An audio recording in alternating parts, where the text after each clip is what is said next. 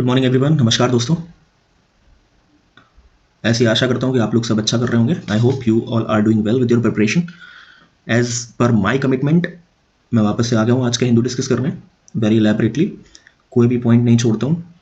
इस डिस्कशन के बाद आपको न्यूज़पेपर पढ़ने की कोई ज़रूरत नहीं पड़ेगी, ना ही कोई और डिस्कशन देखने की ज़रूरत पड़ेगी। फाइन। तो आज की डेट है 19 Feb 2024 and today is Monday. तो हम चलते हैं सीधे डायरेक्ट इंपॉर्टेंट आर्टिकल्स पहले डिस्कस करते हैं। तो इंपॉर्टेंट आर्टिकल्स में जो पहला आर्टिकल है वो है साइंस सेक्शन का। ठीक है। So in today's science section this one जो आज आर्टिकल आया है वो है what our ancestors genome can tell us about the modern health. ठीक है। आपको पता है हमारे प्लेटफॉर्म पे हम टेक्निकल आर्टिकल्स को पहले वीडियो के फॉर्म में कन्वर्ट करते हैं, विजुअल्स, ताकि आप अच्छे से रिटेन कर सकें और उनको अच्छे से याद कर सकें। ठीक है। तो पहले आप इसकी आर्टिकल की वीडियो को वॉच करिए। Have you ever wondered how healthy our ancestors were and how their health may impact us today? Let's take a moment to marvel at the mysteries our ancestors' health can unravel about our own. The key to these riddles lies in their DNA, the very blueprint of life. In the world of science, a stunning approach is gaining momentum. Researchers are delving into the genetic code of our forebears, using sequences of ancestral DNA to understand diseases that once plagued them. The process is akin to a high-tech treasure hunt, with scientists employing whole genome sequencing data extracted from ancient, often fragmented or degraded DNA. This method helps to unearth chromosomal abnormalities, shedding light on genetic ailments that have persisted through the sands of time. From the microbes on birch pitch used to repair tools to the genetic material found on bone remains, every discovery is a revelation. So, our ancestors' health is not just a thing of the past, it's a window to our present and future health. Delving into the past is no longer a dream, it's a reality with the use of whole genome sequencing data from ancient DNA. The magic lies in the process. Scientists take fragmented or degraded DNA, often found in archaeological sites, and sequence it. This means they're reading the DNA, letter by letter, to understand its structure and composition. This is no small feat considering the delicate and often damaged state of these ancient genetic samples. But the results are astonishing. They can reveal chromosomal abnormalities, shedding light on genetic diseases that troubled our ancestors. One surprising discovery was finding traces of birch pitch on ancient tools. This sticky substance was chewed by early humans, leaving behind a microbial signature. By studying these microbes, scientists can glean insights into the oral health of those who chewed the pitch, offering a window into the past that traditional archaeology could never provide. Through this process, we are not just studying history, we are rewriting it. The key to our health might just lie in our past. In our quest to understand our genetic makeup, we have turned to the remnants of our ancestors. Consider this. Tools were discovered at a site where humans, Neanderthals, and Denisovans lived side by side. These weren't just any tools. Sequencing was used to trace their origin. But it wasn't until archaeologists re-excavated the site that the true revelation came to light. Bone remains were unearthed, and the genetic material within them pointed unmistakably to Homo sapiens, our direct ancestors. These remains were dated to be 45,000 years old, a staggering testament to the longevity of our species. These discoveries, made possible by the marvels of genetic sequencing, give us invaluable insight into the health of our ancestors, their diseases, and their methods of medicine. As we continue to unravel the mysteries of our ancestors' health, we are not just connecting with our past, we are shaping our future. ठीक है, आपने video watch कर ली। You have watched the video. Session को बीच में नहीं छोड़ना है। ट्रस्ट करिए ना आप। Just trust us. Leave Hindu for us. इस प्लेटफॉर्म पे आके इस चैनल को सब्सक्राइब करके भूल जाओ हिंदू को। बस एक वीडियो देखना है 1 घंटे का जो हम डालेंगे, डेली डालेंगे। बस उसको देखना है। पूरा हिंदू हर एक आर्टिकल कितना भी टेक्निकल क्यों ना हो, हम उसको स्टोरी के फॉर्म में कन्वर्ट करके आपको बताएंगे। फाइन। ताकि आप उसको याद कर सकें और एग्जाम पॉइंट ऑफ व्यू से सारी चीज़ों को रिटेन कर सकें। यही हमारा मोटिव है। ठीक है। तो आपने वीडियो देख लिया। What our ancestors genome can tell us about modern health. Ancestors यहाँ पे क्या मीनिंग रखते हैं? एंसेस्टर्स मतलब वो लोग जो हमारी स्पीशीज के एवोल्यूशन के दरमियान इवॉल्व हुए और एक्सटिंक्ट हो गए। ठीक है, एंसेस्टर्स हमारे बाप दादाओं की बात नहीं हो रही है यहाँ पे. These ancestors are fossils. Fossils in the sense जैसे हम होमो सेपियंस स्पीसीज हैं, लोग कहते हैं कि हम एप और मंकी से इवॉल्व होकर ह्यूमन बने हैं. तो जो एंसेस्टर्स यहाँ पे जिस एंसेस्टर की बात हो रही है ना, वो एंसेस्टर्स हैं जिन्होंने इस human evolution from ape to man यहाँ तक की जर्नी में जितने भी बीच में एंसेस्टर है ना, उन्होंने जो हेल्प की है, ठीक है, उनके जीनोम की बात कर रहे हैं. कौन से एंसेस्टर थे? होमो निएंडरथल, ठीक है, Homo erectus, Homo sapien, we are Homo sapien sapiens, okay, and australopithecus. तो ये सारे एंसेस्टर्स के जीनोम जब आप स्टडी करोगे ना, तो ये जो आज की मॉडर्न हेल्थ है इसके बारे में कुछ इंडिकेशन देते हैं, कुछ इंफॉर्मेशन प्रोवाइड करते हैं ये जीनोम्स. जीनोम आपको पता है क्या होता है ना? जीनोम एक सिंपल सी बात है, अगर आपकी बॉडी से मैं ब्लड निकाल के उसमें से एक सेल निकाल लूँ और उस सेल के न्यूक्लियस, सेल के बीच में न्यूक्लियस होता है, उस न्यूक्लियस को निकाल के, और न्यूक्लियस के अंदर क्रोमोसोम होते हैं, ठीक है, थ्रेड लाइक स्ट्रक्चर. इन क्रोमोसोम को निकाल के मैं अगर माइक्रोस्कोप के अंदर स्टडी करूँ तो इन क्रोमोसोम में एक डीएनए प्रेजेंट होता है, ठीक है, जो कि डबल स्टैंडर्ड होता है, स्ट्रैंडेड, ठीक है. ये जब डीएनए में, ये डीएनए क्या हुआ? ये एक तरीके की इंफॉर्मेशन होती है जो इनके अंदर प्रिंटेड होती है, ठीक है. तो अगर इस डीएनए को मैं डिकोड करना स्टार्ट कर दूं ना, तो वही हो जाएगी genomic study of a person. Clear है जीनोमिक स्टडी क्या होती है? अब ये आर्टिकल क्या कह रहा है, लेट्स सी. आर्टिकल ये कह रहा है कि studies of such ancestral DNA, ठीक है, ये जो एंसेस्टर्स मैंने बताया ना, इनके डीएनए की स्टडी करी गई, ठीक है, और इनकी स्टडी करने के बाद हमें ये पता चला कि ये जो सारे हैं ना एंसेस्टर, ये कौन सी इन्वायरमेंट में रहते थे, इनकी लोकल इन्वायरमेंट क्या थी, ठीक है, इनका अडेप्टेशन क्या था, इनका माइग्रेशन क्या था, इनका माइग्रेशन पैटर्न क्या था, और ये कैसे हेल्प किया ह्यूमन एवोल्यूशन के जर्नी में. क्लियर है? उसके बाद एक चीज और कही गई, by reconstructing the genomes of these life forms they have been able to piece together the emergence, spread and adaptation of infectious disease throughout human history. ध्यान से सुनना इसको, my friend guys, listen it carefully what I am going to say. I am saying here कि genome study के through जो ancestors की हुई है, उसके थ्रू साइंटिस्ट इस कंक्लूजन पे आ रहे हैं कि जो इन्फेक्शियस डिसीजेस थी जो हमारे एंसेस्टर्स ने फेस की उनके टाइम पे, तो उनकी इमरजेंस कैसे हुई उनके अंदर, मतलब वो इन्फेक्शियस डिसीज उनके अंदर कैसे आई, ठीक है, और उसके स्प्रेड का मीडियम क्या था, और उसको कॉप अप करने के लिए हमारी जो पुरानी स्पीशीज थी उन्होंने कैसे अडेप्ट किया ताकि वो इस इन्फेक्शियस डिसीज से लड़ सकें. ये सारी इंफॉर्मेशन प्रोवाइड कर रही है ये डीएनए स्टडीज, ठीक है, इसलिए ये इंपॉर्टेंट बन जाती है. फाइन. अब उसके बाद जो नेक्स्ट पार्ट है इस आर्टिकल में वो है एंसेस्ट्रल डीएनए एंड हेल्थ, ठीक है. एक तो ये जीनोम स्टडी हमें इन्फेक्शियस डिसीजेस के बारे में जानकारी दे रही है, क्लियर है. उसके बाद क्या जानकारी दे रही है, ये जीनोमिक स्टडी हमें जेनेटिक डिसीजेस के बारे में भी जानकारी दे रही है. जेनेटिक डिसीजेस हियर है ना, जेनेटिक डिसीजेस मतलब जो डिसीज जीन में म्यूटेशन होने की वजह से पर्सन के अंदर आती हैं. The source of these diseases are genetic, ठीक है. ये कोई बैक्टीरिया या कोई वायरस की वजह से नहीं होती हैं, these are done through genetic mutation, उसको कहते हैं जेनेटिक डिसीजेस, ठीक है. तो अगर ये जीनोम स्टडीज होंगी एंशिएंट पॉपुलेशन की, तो हमें जेनेटिक डिसीजेस के बारे में भी इंफॉर्मेशन मिलेगी. For example look here, some of the common genetic diseases are result of chromosomal abnormalities, मतलब एबनॉर्मैलिटीज जो क्रोमोसोम के अंदर हो जाती है उसकी वजह से जेनेटिक डिसीजेस, जो कॉमन जेनेटिक डिसीजेस हैं, फॉर एग्जांपल टर्नर सिंड्रोम, ठीक है, down syndrome, this down syndrome, ठीक है, ये सारी क्रोमोसोमल एबनॉर्मैलिटीज की वजह से जेनेटिक डिसीजेस हुई हैं, ठीक है. अब क्रोमोसोमल एबनॉर्मैलिटीज क्या है?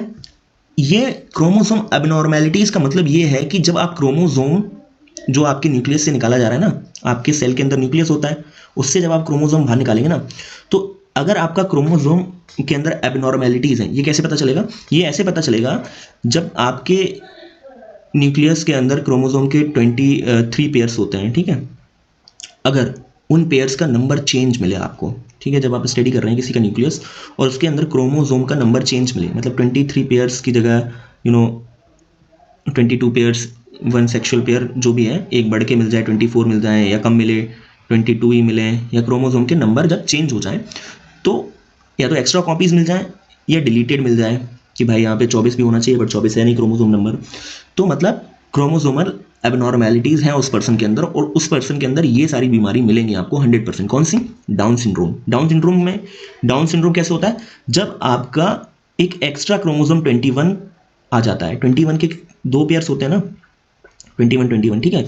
जब 21 का एक एक्स्ट्रा पेयर आ जाए ना, तीन तीन क्रोमोसोम आ जाए 2 की जगह 21 के, तो आप समझ लेना कि आप डाउन सिंड्रोम से सफर कर रहे हैं, ठीक है। जेनेटिक डिसीज क्लियर है। तो ये जो एंशिएंट जीनोम स्टडीज है ना, ये आपको हेल्प करती हैं कि आप जेनेटिक डिसीजेस को भी पढ़ सकें, जान सकें एंशिएंट पॉपुलेशन में, ठीक है। और मैंने आपको बताया जेनेटिक डिसीज क्या होते हैं, क्रोमोसोम एबनॉर्मेलिटीज की वजह से, और ये क्या होता है, change in chromosome number, example down syndrome. Clear है? ठीक है, यहां तक क्लियर है, कोई डाउट नहीं है? ओके, नेक्स्ट इज, अब ये एंसेस्ट्रल डीएनए का जीनोमिक स्टडी कर लिया हमने। अब डिसीज हिस्ट्री जानने के लिए क्या करना पड़ेगा हमें, ठीक है। डिसीज हिस्ट्री जानने के लिए एक प्रोसेस आता है जिसको कहते हैं क्रायोटाइपिंग, ठीक है। Look at here, just a minute, my pointer is very thick. Okay fine, thank you. या क्रोमोसोम क्रायोटाइपिंग, ठीक है। ये क्या है, एक तरीके का मेथड है जिसमें complete set of chromosomes in cell, ठीक है, जिनको स्टडी किया जाता है, और उनकी अगर उनमें कोई एबनॉर्मेलिटीज़ हैं तो उनको पहचाना जाता है, ठीक है। क्रायोटाइपिंग क्या होती है, यहाँ सिंपल समझो आप कि ये आपका सेल है, उसके अंदर न्यूक्लियस है, उसके अंदर क्रोमोसोम है। इनको क्रोमोसोम को मैं बाहर निकाल लूँ, ठीक है।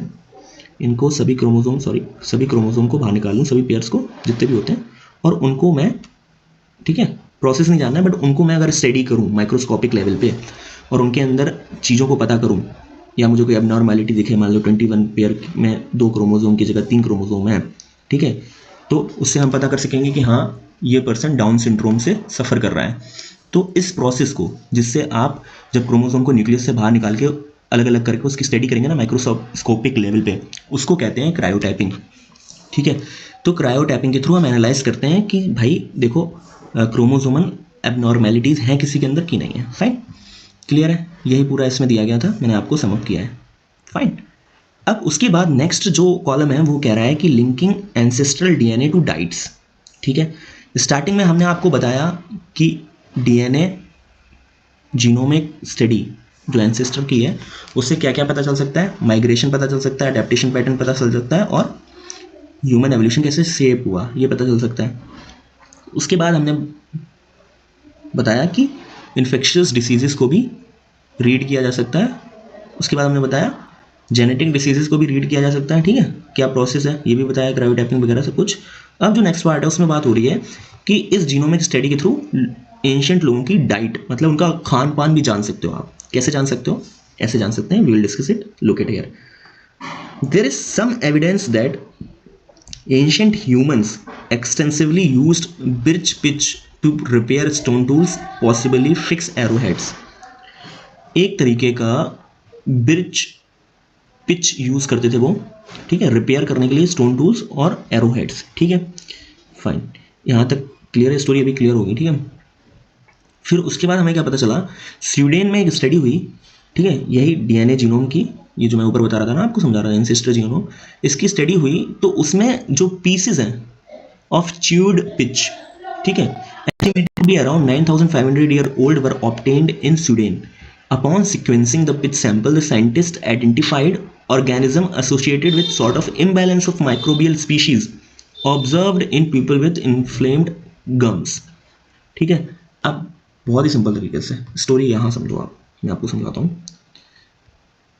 जीनोमिक स्टडी हुई स्वीडन में, ठीक है, वहाँ पे उन्होंने कुछ च्यूड पिच पाए। च्यूड पिच क्या होता है? च्यूड पिच क्या होता है, यहाँ पे देखिए आप, दिस इज च्यूड पिच, ठीक है, this is chewed pitch, just a minute, या ये च्यूड पिच है, ठीक है। अब ये एक एविडेंस है जो स्वीडन की स्टडी में मिला, ठीक है। अब इसको जब इन्होंने एनालाइज किया ना, तो पता चला कि ऐसे कई लोग भी थे एंशिएंट स्पीशीज में हमारी, जिनके इन्फ्लेम्ड गम थे। इन्फ्लेम्ड गम मतलब ये आपका माउथ है, ठीक है, इसमें ये जो टीथ होते हैं ना, ये, तो इनके जब नीचे आप देखेंगे ना तो ये स्किन होती है, मान लो ये स्किन है, उसके ऊपर ये टीथ है, ठीक है।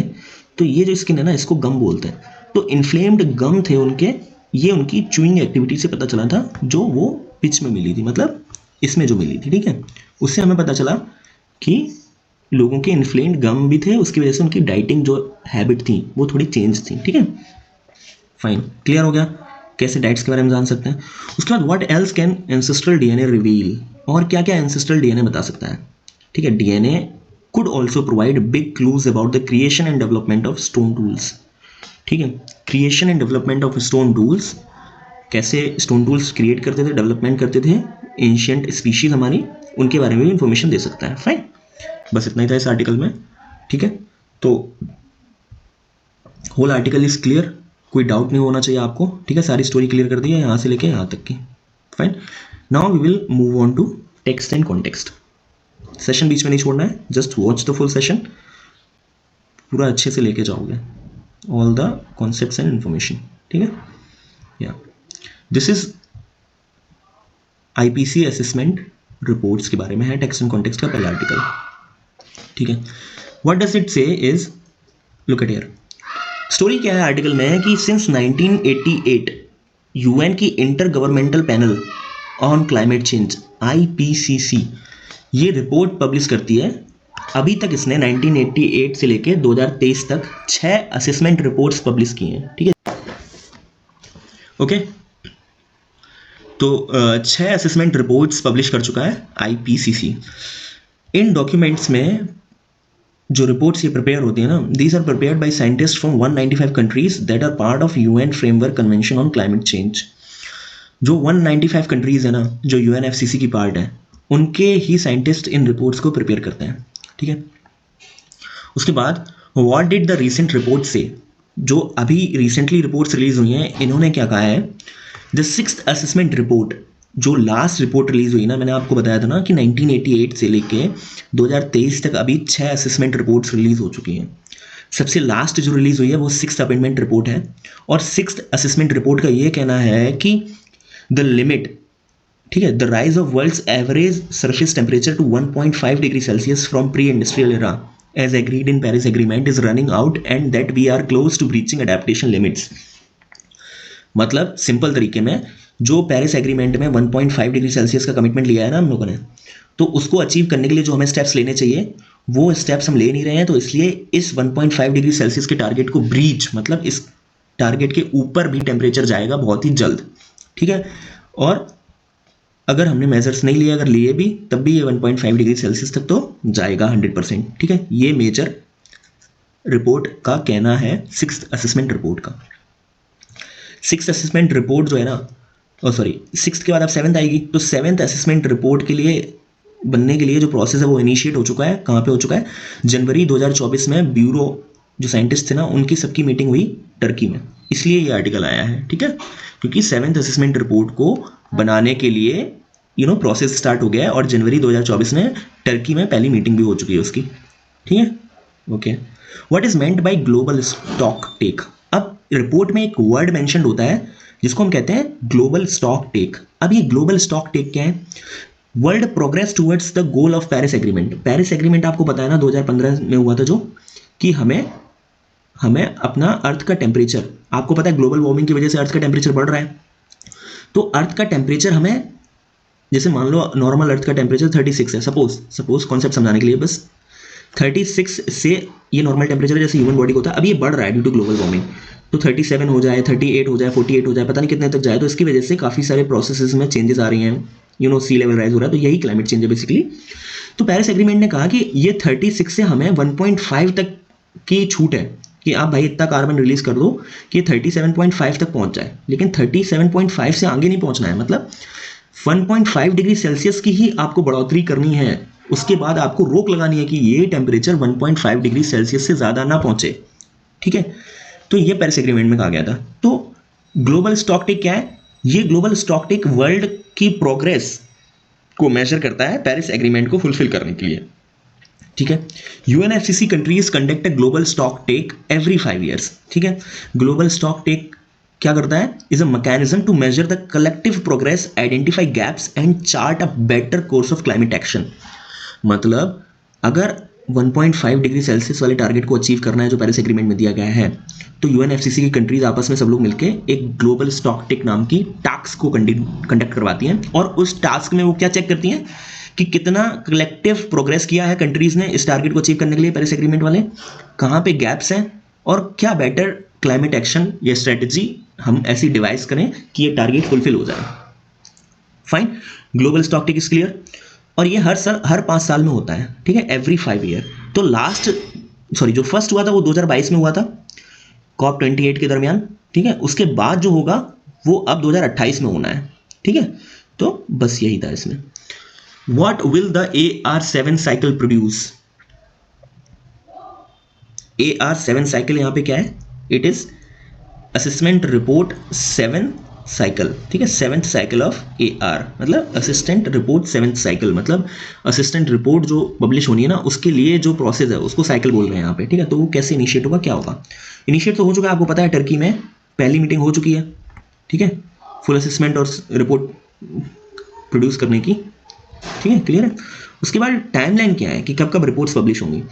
तो जो UNFCCC की बहुत सारी कंट्रीज हैं, मेंबर कंट्रीज, उन्होंने कहा साइंटिस्ट जो ये रिपोर्ट्स पब्लिश करती हैं उनके ब्यूरो से कि आप इसको 2028 तक पब्लिश कर दो, ताकि ये जो ग्लोबल स्टॉकटेक वाला जो ऑर्गेनाइज होगा इवेंट 2028 में, इसके साथ ही रिपोर्ट आप पब्लिश करना, ठीक है, ऐसा उनका मांगना है। बट साइंटिस्ट के जो कम्युनिटी है उसने मना कर दिया है। उसने कहा है कि each assessment report in the past has required at least 4 years from start to finish, मतलब हर एक रिपोर्ट को पब्लिश करने के लिए कम से कम 4 साल का वक्त लगता है, सारी रिसर्च करने में, रिपोर्ट को तैयार करने में, साइंटिफिक बैकिंग देने में रिपोर्ट को। तो इसलिए रिपोर्ट 2028 तक पब्लिश होना is impossible, next to impossible. तो उस पर हम अभी चर्चा नहीं करेंगे। तो we will go with the necessary timeline when we have to publish the report. Fine, article clear है आपको? बस इसमें जो प्री के लिए इंफॉर्मेशन याद रखनी है वो ये याद रखनी है कि IPCC का फुल फॉर्म, ठीक है। उसके बाद असेसमेंट रिपोर्ट में क्या देखते हैं लोग, असेसमेंट रिपोर्ट क्या रिपोर्ट करती है, मैंने आपको यहाँ बताया। 6th असेसमेंट रिपोर्ट ने क्या कहा है, ठीक है। ग्लोबल स्टॉकटेक क्या है, ठीक है। लास्ट ग्लोबल स्टॉकटेक कब हुआ था, मतलब फर्स्ट 2022 में, ठीक है। उसके बाद जो याद रखना है वो ये याद रखना है कि टर्की में 2024 जनवरी को 7th असेसमेंट रिपोर्ट को लाने के लिए पहली मीटिंग हो चुकी है। बस इतना ही याद रखना है।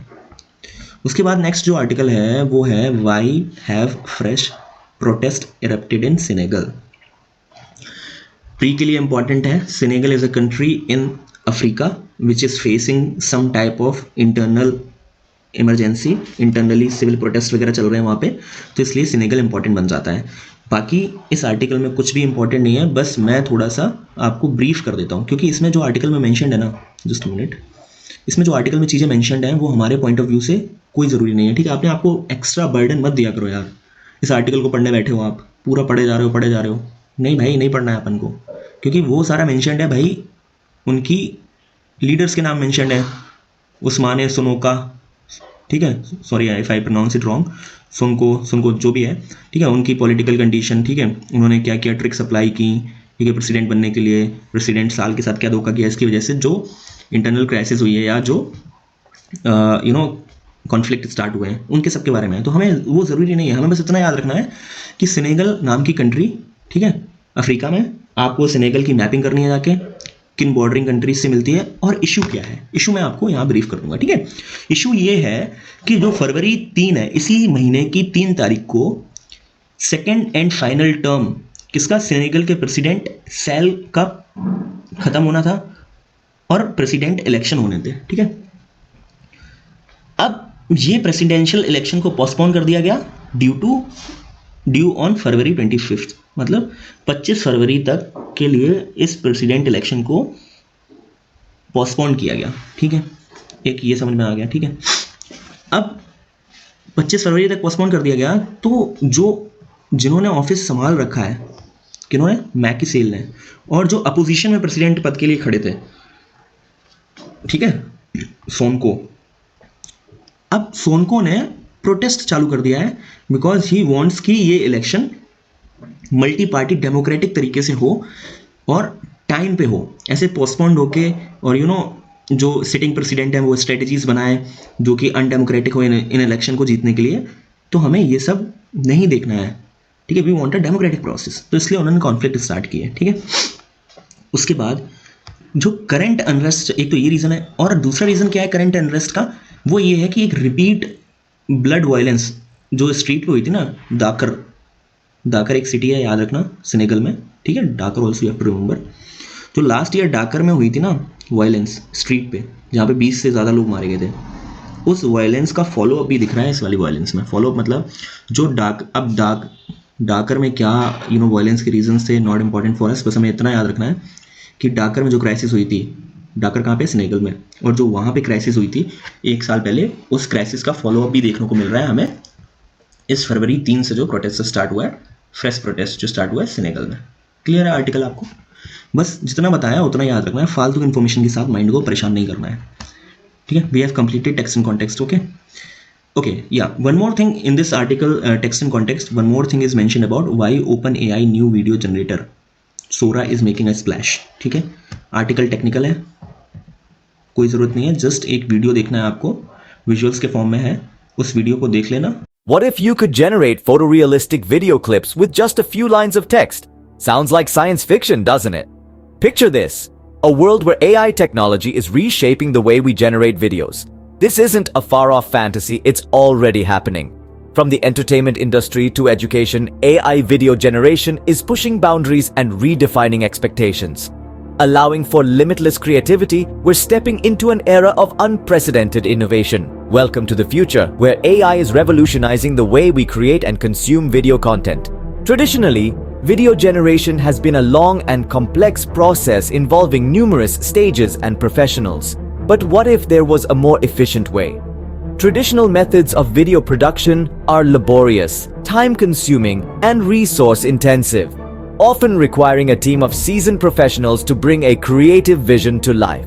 From script writing to post-production, each stage demands meticulous attention to detail and profound expertise. However, the introduction of Sora, OpenAI's video generator, is poised to revolutionize this process. Sora, named after the Japanese word for sky, symbolizes limitless creative potential, and it delivers on this promise.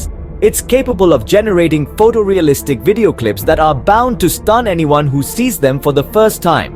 The complexities of traditional video generation are simplified, requiring fewer resources and less time, thereby democratizing the process. Sora is not just a tool, it's a game changer, transforming the landscape of video generation. So, what can we expect from Sora in the future? Well, the possibilities are vast. Imagine creating immersive virtual reality experiences or aiding scientific research with photorealistic simulations. And it doesn't stop there. Sora's true magic lies in its ability to democratize video production. With Sora, anyone with a creative vision can craft stunning visuals, breaking down barriers and leveling the playing field. Sora is not just shaping the future of video generation, it's opening up a world of limitless creative potential. पूरा clear हो जाएगा। Bye the वे मैं बता दूं आपको, summarise कर देता हूं फिर भी। सोरा चैट जीपीटी का ही लॉन्च किया गया एक प्रोडक्ट है जो कि टेक्स्ट को वीडियो में कन्वर्ट करेगा। मतलब आप उसको टेक्स्ट प्रोवाइड करेंगे ना, if you for example if you से कि make a video on second world war, तो वो आपको 1 मिनट का वीडियो सेकेंड वर्ल्ड वॉर पे बना के दे देगा, ठीक है। This is text to video platform, नाम क्या है, सोरा, ठीक है। अब यही बताया गया है कि सोरा में क्या क्या, what is Sora and what can it do, ठीक है। How good is Sora's output, can occlusion be remedied, what about miss information, अगर कोई डेटा मिस इंटरप्रेट करके सोरा कोई उल्टी सीधी वीडियो बना देता है तो क्या एथिकल कंसर्न्स हैं, ये सब डिस्कस्ड है, नॉट इंपॉर्टेंट फॉर अस। फिर भी मैंने वीडियो बना दिया है, जस्ट वॉच द वीडियो, ठीक है। सोरा इन जापानीज, अब सोरा का मतलब मैं बता दूं आपको, सोरा जापानीज वर्ड है जिसका मतलब होता है स्काई, ठीक है। इतना याद रखना है इस आर्टिकल में, ठीक है। बाकी कोई ज़रूरत नहीं है फालतू में दिमाग खराब करने का अपना। Now let's switch on to editorial, okay. Yeah this is editorial, we are going to discuss editorial, just a minute, fine. तो एडिटोरियल में जो पहला आर्टिकल है वो है a ruling that gives primary school teaching a new slate. Context क्या है समझना, बैकग्राउंड क्या है समझना, आर्टिकल में सारा बकवास लिखा हुआ है, आई एम सॉरी, कोई ज़रूरत नहीं हम लोगों के लिए। जितना मैंने हाईलाइट किया हुआ है ना उतना ही इंपॉर्टेंट है, बस प्री के लिए, मेंस में कोई सवाल नहीं आएगा इसमें। कॉन्टेक्स्ट समझो आप। कॉन्टेक्स्ट ये है कि अगस्त 2023 को, पिछली साल की अगस्त महीने में सुप्रीम कोर्ट ने एक डिसीजन को अपहेल्ड किया था जो राजस्थान हाई कोर्ट का था। वो क्या डिसीजन था कि जो बीएड डिग्री है, ठीक है, जो बीएड डिग्री है cannot be considered appropriate for primary school teaching. ठीक है। देखो इंडिया में प्राइमरी, ठीक है, 1 to 5, फिर middle school 5 to 8 and then inter college, ठीक है। Inter college is from 8 to 12, ठीक है। 1 to 5, 5 to 8, 8 to 12 primary education, middle level और इंटर कॉलेज। तो गवर्नमेंट स्कूल्स हैं सारे स्टेट्स में, ये तो पता है सबको, ठीक है। अब इन तीनों लेवल पे सरकारें हर एक स्टेट की भर्ती करती हैं, किनकी, मास्टर्स की, टीचर की, जो हम कहते हैं ना सरकारी टीचर की भर्ती निकली है, तो वो तीन तीन लेवल पे करती हैं। प्राइमरी स्कूल लेवल पे करती हैं, मिडिल स्कूल लेवल पे करती हैं और इंटर कॉलेज पे करती हैं, ठीक है। तो जो प्राइमरी लेवल पे भर्ती थी, उस भर्ती में एक जो डिग्री बीएड नाम की थी, ठीक है, वो पहले अप्रोप्रिएट मानी जाती थी कि जो प्राइमरी में भर्ती मास्टर होने जा रहे हैं उनके पास बीएड डिग्री होना आवश्यक है या कंसीडर करी जा सकती है।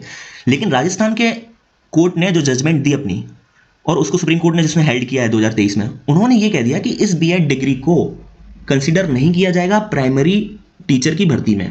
मतलब अगर आपको प्राइमरी टीचर की भर्ती देनी है तो अगर आपके पास बीएड डिग्री है और आप बीएड डिग्री लगाते हो तो वो कंसीडर नहीं की जाएगी, उसके लिए अलग डिग्री कंसीडर की जाएगी। कौन सी? स्कूल, कौन सी? डिप्लोमा इन एजुकेशन, ठीक है, diploma in elementary education, bachelor of elementary education, ये सारी डिग्रीज कंसीडर करी जाएंगी, बीएड नहीं की जाएगी। Fine. This nullified an earlier notification by national council for teacher education that BEd degree can be accepted. जो national council for teacher education NCTE, ठीक है, by the way NCTE body के provisions देखना जाके, ठीक है, लॉ के through बनाई गई है ये बॉडी, कॉन्स्टिट्यूशनल है, क्या फंक्शंस है ये देखना जाके, क्योंकि प्री में क्वेश्चन आ चुका है इसके ऊपर एक, ठीक है, 100% ये क्वेश्चन आ चुका है प्रीवियस ईयर में प्रीलिम्स में, इसलिए you have to be very innovative, curious, ठीक है। मैं आपको बताऊंगा क्या चेक करना है, वही चेक करना है जाके बस, ठीक है। सेनेगल का मैपिंग करना है आज, और ये national council for teacher education के बारे में हमें पढ़ना है जाके, ठीक है। तो जजमेंट क्लियर है। क्या जजमेंट दिया था सुप्रीम कोर्ट ने? जो एनसीटीई ने कहा था कि बीएड डिग्री मान्य होगी, उसको खारिज कर दिया सुप्रीम कोर्ट ने अगस्त 2023 में, ठीक है। बस यही मेजर क्रक्स है इस आर्टिकल का। बाकी हमें कुछ पढ़ने की ज़रूरत नहीं है, कुछ भी ज़रूरत नहीं है, ठीक है। बाकी सारा फालतू का था जो हमारे पर्सपेक्टिव से इंपॉर्टेंट नहीं है। Second article which is about recalibrating merit in age of artificial intelligence. ये आर्टिकल इंपॉर्टेंट बन जाता है। It is written by officer on special duty in economic advisory council to prime minister, ठीक है। अब ये आर्टिकल में, इस आर्टिकल में क्या बताना चाह रहे हैं, लेट्स सी। इनका इस आर्टिकल में ये कहना है कि the concept of meritocracy where in individual are rewarded and advance based on their abilities, ठीक है, achievement and hard work is going to change with the coming of AI. बस, ठीक है, यही क्रक्स है। क्रक्स ध्यान रखना कि एआई, इस आर्टिकल का क्रक्स एआई की वजह की आने की वजह से जो मेरिटोक्रेसी वाला कॉन्सेप्ट है ये कॉम्प्रोमाइज हो जाएगा, ठीक है। अब ये मेरिटोक्रेसी का कॉन्सेप्ट क्या है? जस्ट लाइक यूपीएससी एग्जाम, ठीक है। एक एग्जाम्पल से समझो आप, जैसे यूपीएससी एग्जाम जो है ना वो मेरिटोक्रेसी का एग्जाम है। मतलब यूपीएससी का एग्जाम आप पास करो अपना मेरिट लिस्ट में नाम ला के, ठीक है, अपना टैलेंट दिखा के, ठीक है, अपना पढ़ाई दिखा के, अपना हार्डवर्क दिखा के आप अपनी लिस्ट में नाम लाओ और मेरिट के बेसिस पे आप सर्विसेज में प्लेस हो जाओ। तो ये मेरिटोक्रेसी कॉन्सेप्ट है, ठीक है। Concept where individuals are rewarded on their abilities, achievement and hard work, ठीक है। अब ये कैसे कॉम्प्रोमाइज होगा आर्टिफिशियल इंटेलिजेंस के आने की वजह से, वो यहाँ ये कोई जरूरत नहीं है पढ़ने की, ठीक है। फालतू में ओवरलोड मत करो माइंड को इन्फॉर्मेशन से, जो इंपॉर्टेंट है वही पढ़ना है। अब ये कैसे मेरिटोक्रेसी वाला कॉन्सेप्ट इफेक्ट होगा ड्यू टू आर्टिफिशियल इंटेलिजेंस, वो यहाँ पे मेंशन्ड है। 6 तरीके बताए इन्होंने, ठीक है। There are 6 ways in which meritocracy will be reshaped और विल बी चेंज्ड, ठीक है। कौन कौन से 6 तरीके हैं?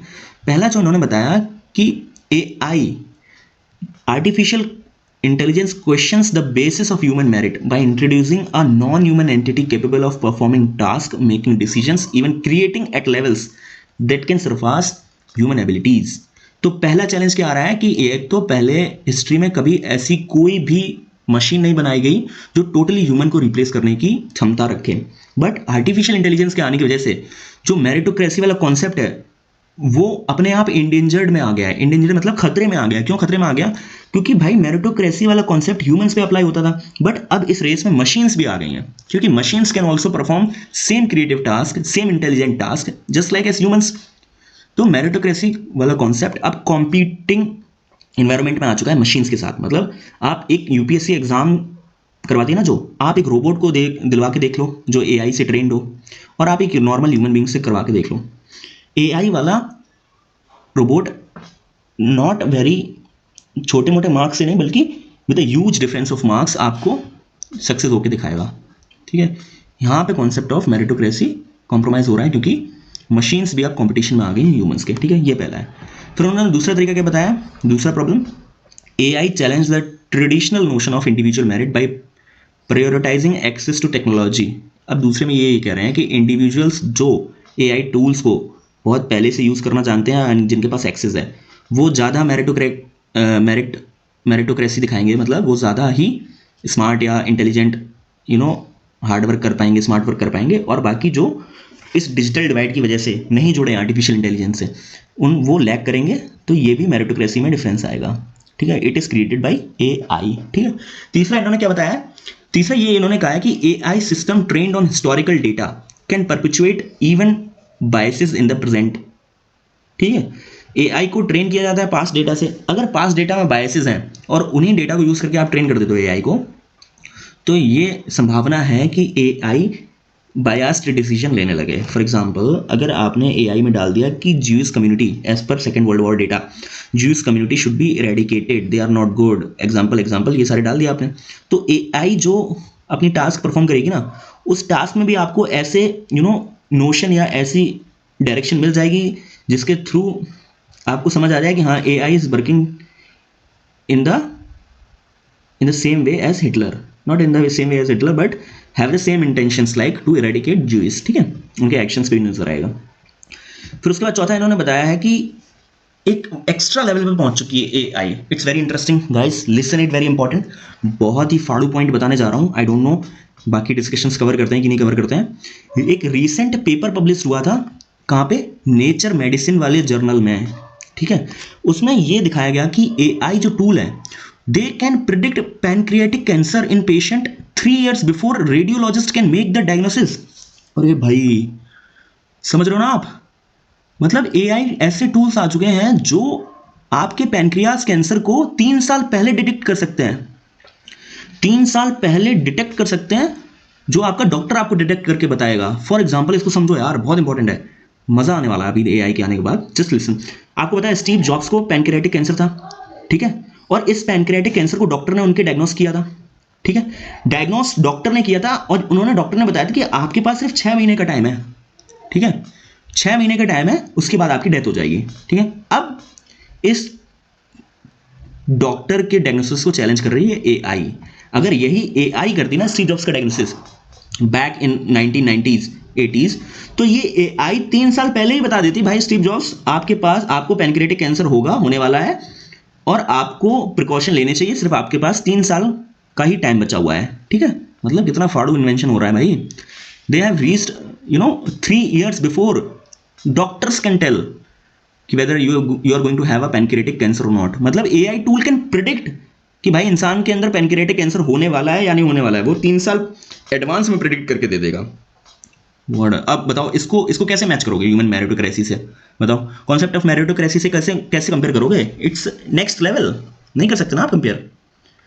ठीक है, उसके बाद फाइन, ठीक है, ये सारी तो चीज़ें हैं। उसके बाद राइटर ये कह रहे हैं कि AI would push the workforce towards either higher skill, मतलब जिनके पास स्किल नहीं है वो या तो फायर कर दिए जाएंगे, या जिनके पास स्किल है वो अपने आप को अपग्रेड या अप स्किल करने की कोशिश करेंगे, तो या तो जॉब्स को हाई स्किल की तरफ ढकेलेगी एआई, या हो सकता है कि अनएम्प्लॉयमेंट क्रिएट कर दे। ठीक है, उसके बाद इन्होंने जो 5th बताया है वो है opaque nature of AI algorithms. ठीक है, मेरिटोक्रेसी में आपको पता है यूपीएससी में मेरिटोक्रेसी क्यों वर्क करती है, क्योंकि थोड़ी बहुत ट्रांसपेरेंसी है। आपको प्री में कट ऑफ बताई जाती है, मेंस में कट ऑफ बताई जाती है। ठीक है, प्री में कितने बच्चे सेलेक्ट हुए उनकी लिस्ट वगैरह सब बाहर आती है, इसलिए आपको भरोसा है। बट एआई में भाई कौन से एल्गोरिदम यूज हो रहे हैं? ठीक है, few take Giants like Facebook, Google, इनके पास पूरी कॉन्सेंट्रेशन है एआई की पावर की, तो इस वजह से ना बहुत ही ज़्यादा ओपेक नेचर है। तो इस ओपेक नेचर को जब आप अकाउंटेबिलिटी नहीं प्रोवाइड करोगे, तो ये कैसे मेरिटोक्रेटिक वाला जो कॉन्सेप्ट है उसको उससे मतलब कैसे कॉम्पीट करेगी? वो तो ऑफकोर्स उससे बहुत ज़्यादा आगे निकल जाएगी। फाइन, उसके बाद 6 जो उन्होंने बताया, 6 पॉइंट से ना 5वां क्लियर है। 6 उन्होंने ये बताया कि at organisational level the core AI powers lies in data and algorithm that process this data. Tech giants with access to unprecedented data ठीक है, have distinct advantage in training more sophisticated accurate AI models. यहाँ समझ लो 6th में उन्होंने ये कहा है कि भाई देखो AI is all about data, और ये सारा डेटा कलेक्टेड है किनके पास, बिग टेक जाइंट्स के पास, फेसबुक, इंस्टा, अमेजोन, गूगल, ठीक है, बाकी सब कंपनीज जो कॉर्पोरेट हाउसेज हैं उनके पास इतना डेटा है नहीं है, तो वो लैग बिहाइंड कर रहे हैं भाई इन सारे मॉडल्स को बनाने में, ठीक है, इसलिए ये भी मेरिटोक्रेसी पे क्वेश्चन करता है। फाइन, आर्टिकल इज क्लियर, ठीक है। उसके बाद next article in this editorial is just yeah, उसके बाद जो आर्टिकल है वो है misplaced priorities Myanmar free movement regime. Description में जाओ, एक वीडियो का लिंक है, वीडियो जाके वॉच करना, सारा क्लियर हो जाएगा, ठीक है, no need to study here. उसके बाद जो आर्टिकल है वो है टाइज अक्रॉस द सी, ये थोड़ा मैं डिस्कस कर देता हूँ, इसका कॉन्टेक्स्ट समझ लो आप। Prime minister Narendra Modi UAE गए थे लास्ट वीक, ठीक है, ये स्टोरी का कॉन्टेक्स्ट है, ठीक है, prime minister Modi UAE last week गए थे। अब उस यूएई में जाके प्रधानमंत्री मोदी ने 10 बायलैटरल एग्रीमेंट साइन कर दिए। क्या 10 बायलैटरल एग्रीमेंट्स हैं इंपॉर्टेंट वंस, वो हम डिस्कस करेंगे जो यूएई के साथ हैं, ठीक है, और एक हिंदू टेम्पल का इनॉग्रेशन भी किया अबू धाबी में। 2 चीज़ें की प्राइम मिनिस्टर मोदी ने जाके, बायलैटरल एग्रीमेंट साइन किए और अबू धाबी में फर्स्ट हिंदू टेम्पल इनॉग्रेट किया। अब 10 बायलैटरल एग्रीमेंट्स में से इंपॉर्टेंट जो है वो एक सिपा है, कॉम्प्रिहेंसिव इकोनॉमिक पार्टनरशिप एग्रीमेंट, 2022 में हुआ था, ठीक है। दूसरा है ट्रेड एंड इन्वेस्टमेंट एग्रीमेंट, ठीक है। अब ट्रेड एंड इन्वेस्टमेंट एग्रीमेंट में क्या क्या मेंशन्ड है, ये मेंशन्ड है कि UAE is the India's 3rd largest trading partner, India 2nd largest export destination and 4th largest source of FDI. Simple तरीके से समझो भाई, प्री में क्वेश्चन आएगा, यूएई आपका इंडिया का 3rd लार्जेस्ट ट्रेडिंग पार्टनर है, फर्स्ट नहीं, सेकंड नहीं, थर्ड, ठीक है।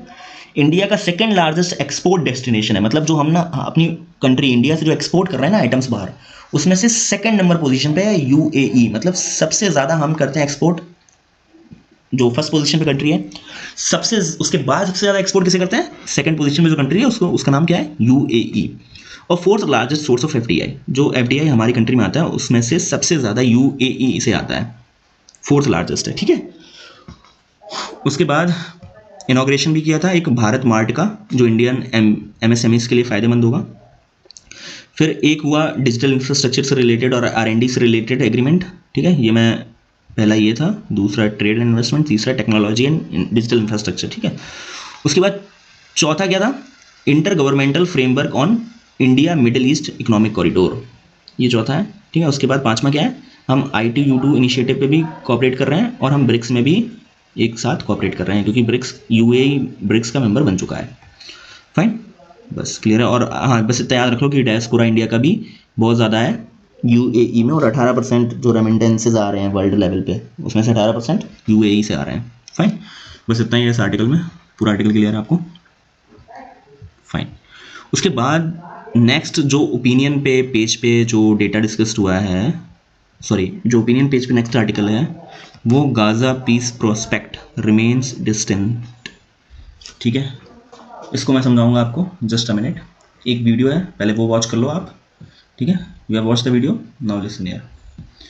समराइज करता हूँ बहुत ही जल्दी, कोई इतना इंपॉर्टेंट नहीं है। देखो, जो गाजा में कॉन्फ्लिक्ट चल रहा है इसराइल और पैलेस्टीन के बीच में, उसको 3 मंथ पूरे हो चुके हैं, ठीक है।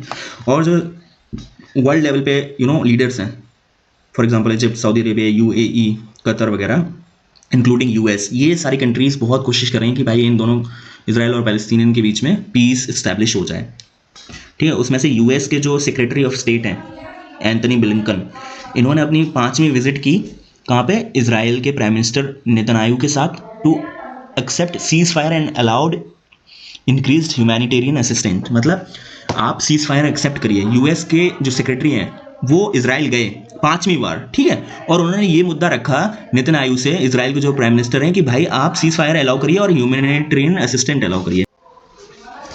फाइन, ह्यूमैनिटेरियन असिस्टेंट प्रोवाइड कर सके, इसलिए सीज फायर के लिए उन्होंने कहा था, ठीक है। एक पीस नेगोशिएशन भी ड्राफ्ट हुआ था इसराइल और पैलेस्टीनियन के लिए पेरिस में, ठीक है, इसी जनवरी एंड में 2024 की, ठीक है। उस पीस एग्रीमेंट में क्या कहा गया था, उस पीस एग्रीमेंट में ये कहा गया था कि 2 मंथ के लिए सीज फायर करेंगे, ठीक है, ताकि हमास में जो कैजुअलिटीज हो रही हैं सिविलियन, ठीक है, उनको ह्यूमैनिटेरियन असिस्टेंट प्रोवाइड कर सकें, और असिस्टेंस के बाद हम ये कोशिश करेंगे कि भाई जो हमास के पास हमास के पास जो इजरायली कस्टडी के लोग हैं, हमास के पास जो इजराइल के लोग हैं जो उन्होंने बंदी बना रखे हैं, या this is the right word, उनको रिटर्न करो, और जो पैलेस्टीनियन प्रिजनर्स हैं इजराइल की कस्टडी में वो इजराइल रिटर्न करें।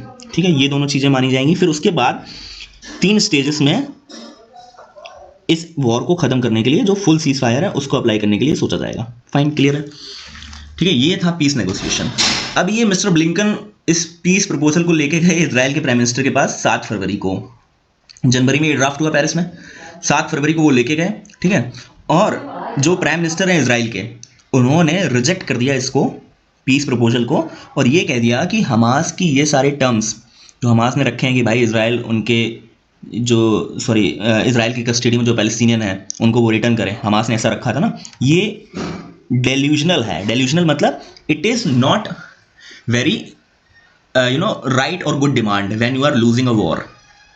ठीक है, ये बहुत बड़ा भ्रम है हमास का कि भाई इजराइल इस कंडीशन पे हाँ कर देगा, इसलिए ये पीस एग्रीमेंट उन्होंने मना कर दिया। फिर उसके बाद मिस्टर नेतन्याहू ने कहा भाई कि this is a total war. ठीक है, Netanyahu paid no heed to US advice and he said this is war will aim to have total victory and total destruction of Hamas and reoccupation of Gaza by Israeli armed forces.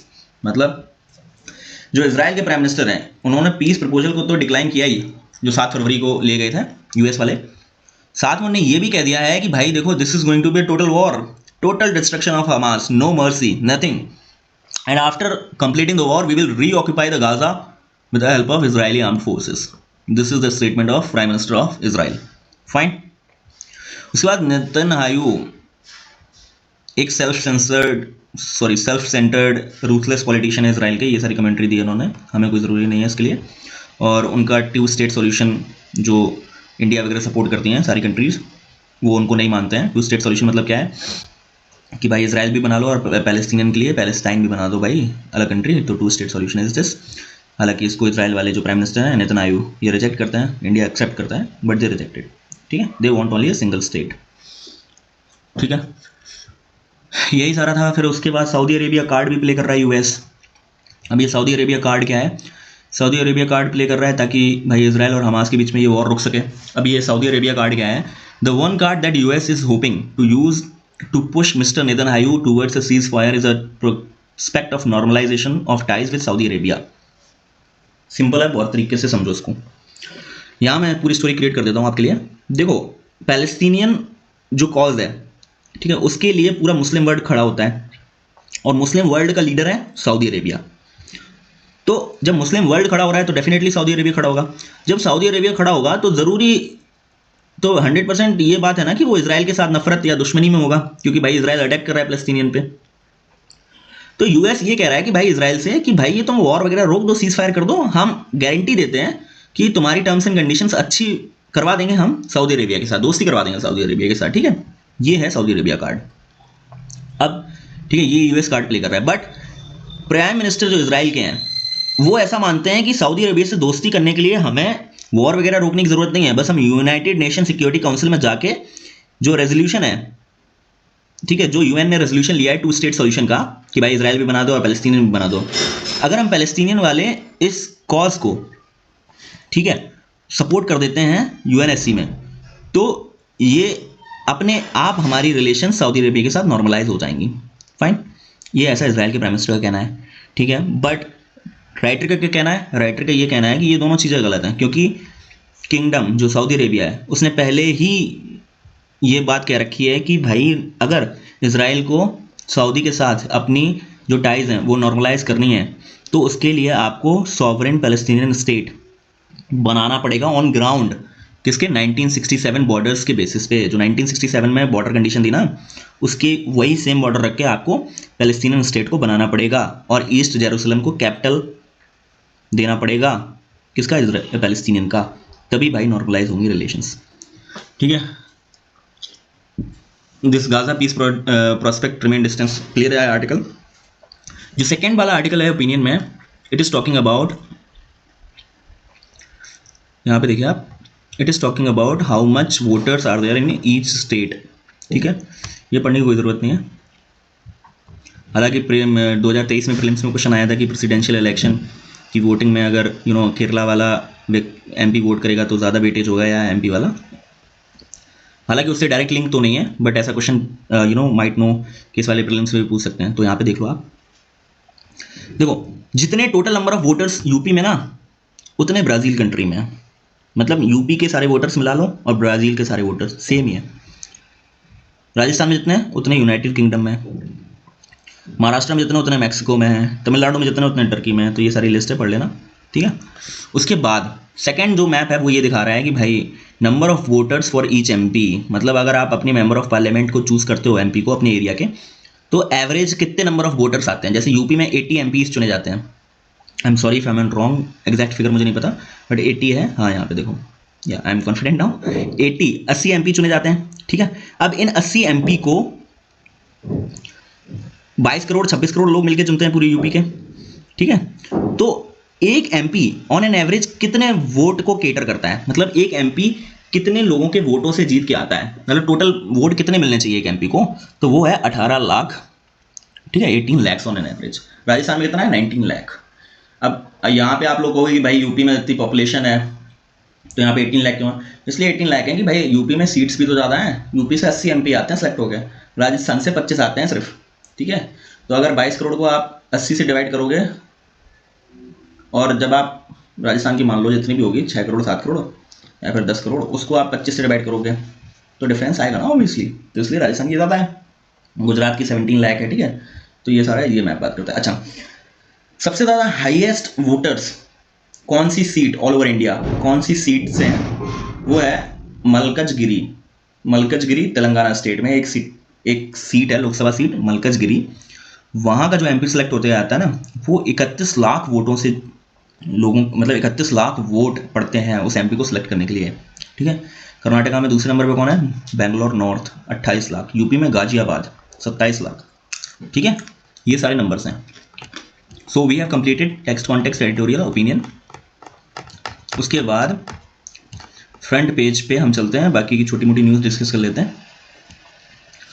देखो क्या ही discuss करना है, मैं आपको पहले बता दूं कि फ्रंट पेज पे कोई भी इंपॉर्टेंट न्यूज़ नहीं है, या बाकी के हिंदू पेपर में आज के there are no important news, so we are paying less attention on it today, ठीक है। तो आप पूरा स्किप कर सकते हैं, जितना मैंने डिस्कस किया बस उतना ही पढ़ लेना, ठीक है। This all we have discussed, this is also discussed. बाकी सारी पॉलिटिकल न्यूज़ है, कोई भी इंपॉर्टेंट नहीं है। अगर कोई इंपॉर्टेंट आर्टिकल होता तो I might have discussed with you, but trust me all are political, nothing important. बस हाँ, एक वर्ल्ड लेवल पे आपको एवदिवका सिटी यूक्रेन की है, याद रखना है, ठीक है, क्योंकि ये न्यूज़ में।